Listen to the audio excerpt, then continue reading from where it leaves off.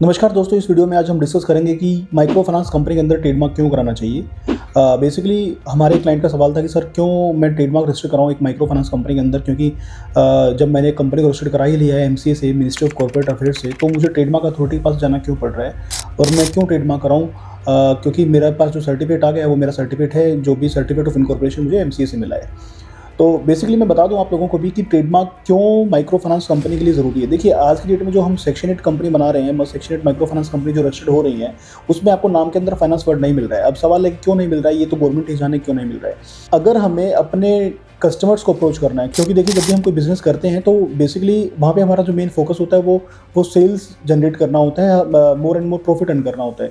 जब भी हम किसी बिज़नेस नेम की बात करते हैं तो वो ईजी और कैची नेम होना चाहिए।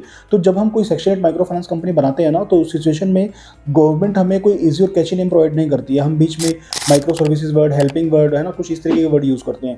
तो अब बेसिकली हमें जब अगर प्रॉपरली नाम चाहिए किसी कंपनी का, तो वो हम ट्रेडमार्क में जाकर के ले सकते हैं। जैसे एग्जांपल कि मैंने एक माइक्रो फाइनेंस कंपनी ओपन करी और उस माइक्रो फाइनेंस कंपनी के नेम में फाइनेंस वर्ड है ही नहीं, तो मुझे फाइनेंस वर्ड अगर चाहिए तो मैं बेसिकली कहाँ जाऊँगा, ट्रेडमार्क डिपार्टमेंट के पास जाऊँगा, ट्रेडमार्क अथॉरिटी के पास जाऊँगा और वहाँ पे मुझे अपना फाइनेंस वर्ड मैं गवर्नमेंट से ले लूँगा, जैसे पेटीएम ने किया है। पेटीएम ने क्या किया है, पेटीएम एक फाइनेंस कंपनी है। पेटीएम की कंपनी का नाम बेसिकली पेटीएम नहीं है, वो एक सिर्फ ब्रांड नेम है, एक सिर्फ ट्रेडमार्क है।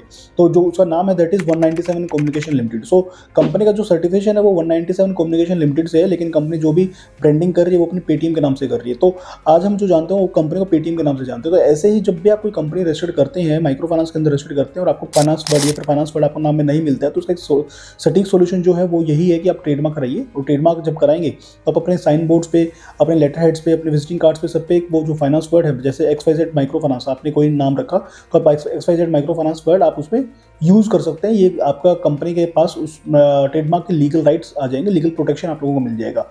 और क्यों हम ट्रेडमार्क कराते हैं, बेसिकली इसके दो स्पेशल कारण हैं। सबसे पहला कारण तो ये है कि हम अपनी ब्रांड वैल्यू को इससे इंक्रीज करते हैं, इससे मार्केट में हमारी यूनिकनेस बनती है और हम अपनी ब्रांड वैल्यू को अच्छे से मजबूत करते हैं मार्केट के अंदर। दूसरा कि ये हमें लीगली प्रोटेक्ट करता है, क्योंकि जब भी कोई ब्रांड को हम रजिस्टर करा लेते हैं तो उसको कोई कॉपी नहीं कर सकता।